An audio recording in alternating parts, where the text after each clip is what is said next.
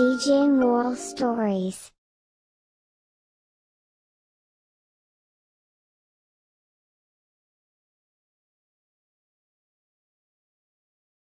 ఒమేగర్ గ్రామంలో నారాయణన్ అని ఒకరు ఉండేవారు.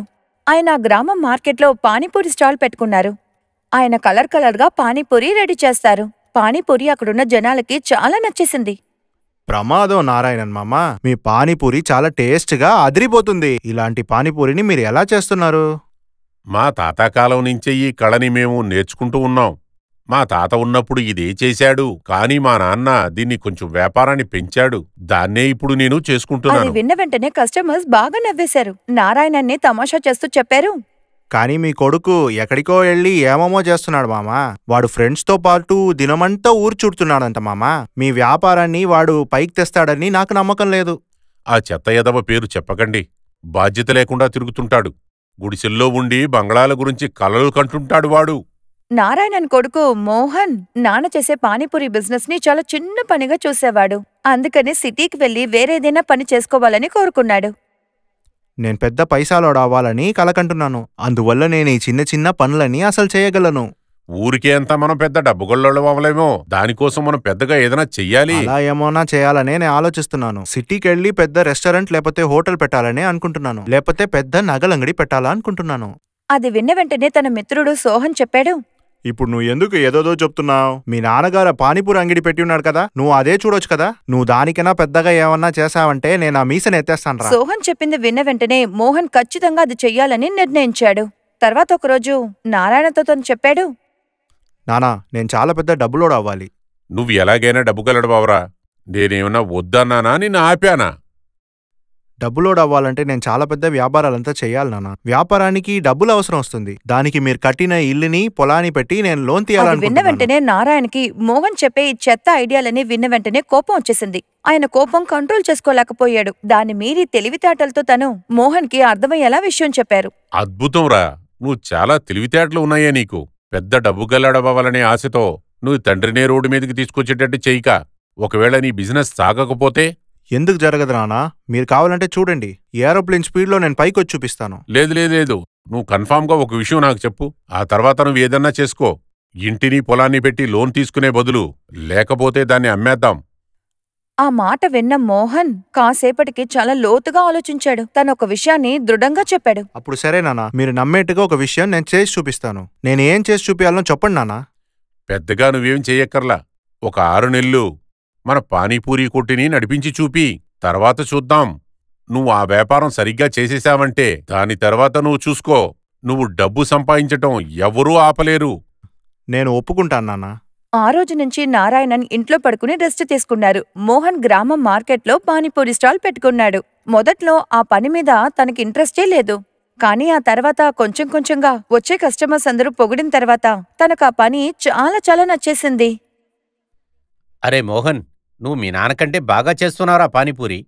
అది అసలు వదలండి. దీనికెంత నా ప్రశంసతో ఇస్తారు? ఒకవేళ మీరు ప్రశంసతో ఇచ్చేది కోసం మా నాన్న దగ్గర వెళ్ళి లంచం తీసుకొచ్చారా ఏమి? అరే లేదురా, నిజంగానే నీ పానీపూరి చాలా టేస్ట్గా ఉంది. నా మీద నీకు నమ్మకం లేకపోతే వీళ్ళెవరన్నా అడిగి చూడు. కొంచెం కొంచెంగా మోహన్ పానీపూరి బిజినెస్ ని చాలా ఇంట్రెస్ట్తో చేశాడు. తర్వాత ఒకరోజు మనసులో ఆలోచించుకున్నాడు, ఇప్పుడు నేను మా నాన్న దగ్గర వేసిన డీల్లో గెలుస్తాను. ఎందుకంటే నా పానీపూరి బిజినెస్ ముందు కన్నా ఇప్పుడు చాలా బాగా వెళ్తుంది. అలా ఆలోచిస్తూనే మోహన్ తన పానీపూరి బిజినెస్ ని చాలా ఇంట్రెస్ట్తో చేశాడు. ఈ పానీపూరి ప్రజలందరికీ బాగా నచ్చేసింది. అందులో వాడికి మంచి ఆదాయం కూడా దొరికింది. అందుకోసం తను చాలా సంతోషించాడు. ఒకరోజు రాత్రి తను నిద్రపోయేటప్పుడు తన తాతయ్య తన కలలో వచ్చారు. కానీ నేను ఇలాగా పానీపూరి అమ్మే చూసి చాలా సిగ్గుపడుతున్నాను తాత. ఒక్క విషయం బాగా తెలుసుకో బాబు. ఏ పని చెయ్యాలన్నా పెద్ద కష్టం కాదు. పనే. రేపు నుంచి మీ నాన్న దగ్గర వెరైటీగా పానీపూరి చేయటం నేర్చుకో. ప్రజలకి చేసి పెట్టు. దాని తర్వాత చూడు, నువ్వు ఖచ్చితంగా డబ్బు సంపాదిస్తావు. అలా చెప్పి మోహన్ తాతయ్య మాయమైపోయారు. మరుసటి రోజు మోహన్ తన తాతయ్య తనతో చెప్పిన మాటల్ని తలుచుకున్నాడు. తాతగారు చెప్పింది కూడా కరెక్ట్గానే ఉంది. ఏ ఒక పని చిన్నదో పెద్దదో కాదు. ఇకపై స్టాల్ నుంచి వచ్చే డబ్బుని పెట్టి నేను రెస్టారెంట్ని మొదలు పెడతాను. తిరిగి డబ్బులోడైపోతాను. మరుసటి రోజు మోహన్ తన నాన్నగారి దగ్గర నుంచి ఫైర్ పానీపూరి ఎలా చేయాలో నేర్చుకున్నాడు. ఆ తర్వాత వాడి మనసులో కొత్త ఆలోచనొచ్చింది. ఫైర్ పానీపూరి చేసేవాళ్ళు చాలా మందిలు ఉంటారు. కానీ ఫైర్ పానీపూరి పిజ్జా చేసేవాళ్ళు ఈ గ్రామంలో నేను ఒక్కడుగానే ఉంటాను. అందువల్ల రేపటి నుండి నేను పానీపూరి పిజ్జా అమ్మపోతున్నాను. ఆ తర్వాత ఏమైందంటే నెక్స్ట్ రోజే వాడు స్టాల్ ని మోహన్ డెకరేట్ చేసుకుని ఫైర్ పానీపూరి పిజ్జాలన్నీ అమ్మాడు. వాడు తన స్టాల్ దగ్గర ఒక బోర్డు కూడా పెట్టేశాడు. మోహన్ లాల్ వారి స్పెషల్ ఫైర్ పానీపూరి ఇంకా పిజ్జా తాతయ్య గారి 100 ఏళ్ల పాత రెసిపీ. రండి రండి, మోహన్ లాల్ ఫైర్ పానీపూరి పిజ్జాని తినండి, తర్వాత బహుమతి తీసుకోండి, సంతోషంతో పొండి. అదిరిపోయింది, ఫైర్ పానీపూరి పిజ్జానా? ఇందులో బహుమతి వేరనా? అవునవును, ఇందులో బహుమతి దొరుకుతుంది. 1 డజన్ ఫైర్ పానీపూరి పిజ్జా తిన్నారంటే మీకు 500 రూపాయలు బహుమతిగా దొరుకుతుంది. మోహన్ చేసే ఫైర్ పానీపూరి పిజ్జా చాలా ఫేమస్ అయింది. జనాలు వాడి ఫైర్ పానీపూరి పిజ్జా తినడం కోసం వాడి స్టాల్ చుట్టూ నించున్నారు.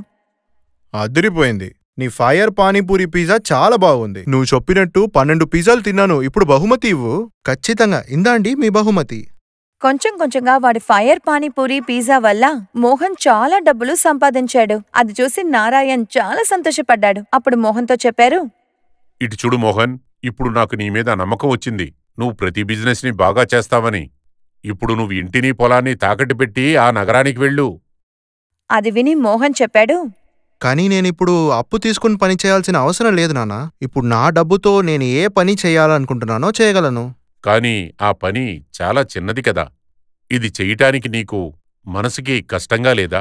నానా, ఏ ఒక పని చిన్నదో పెద్దదో కాదు నానా. ఏ ఒక పని చేస్తానో మన మనసుతో చేయాలి. అది నేనిప్పుడు అర్థం చేసుకున్నాను. తాతగారు నాకది అర్థం అది చేయబట్టారు. విన్న నారాయణనికి చాలా సంతోషంగా ఉండింది. ఆ రోజు నుంచి నాన్న కొడుకు కలిసి ఫైర్ పానీపూరి పిజ్జా అమ్మడం మొదలుపెట్టారు. కొద్ది రోజుల తర్వాత మోహన్ తన సంపాదన వల్ల సిటీలో ఒక అందమైన రెస్టారెంట్ ని ఓపెన్ చేశాడు. వాడి పెద్ద రెస్టారెంట్ ని చూసిన వెంటనే వాడి మిత్రులందరూ ఆశ్చర్యంతో నోరు వెళ్లబెట్టారు.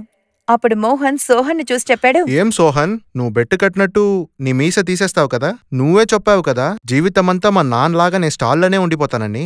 ఇప్పుడు చూడు నేను ఎంత పెద్ద రెస్టారెంట్ పెట్టి ఉండాను అని. అది విన్న వెంటనే సోహన్ సిగ్గుతో తల దించుకున్నాడు. తర్వాత మోహన్ దగ్గర క్షమాపణ అడిగాడు. దయచేసి నన్ను క్షమించు స్నేహితుడా. ఈ రోజు నేను అర్థం చేసుకున్నాను, మన కష్టపడి పనిచేస్తే నీలాగా అందరూ పెద్ద మనుషులు అవుతారని. అది విని మోహన్ చాలా సంతోషించాడు. ఆ తర్వాత మోహన్ గెలుపుకి రహస్యం తెలుసుకున్నాడు. తర్వాత వాడి జీవితంలో ఎన్నో సాధించాడు.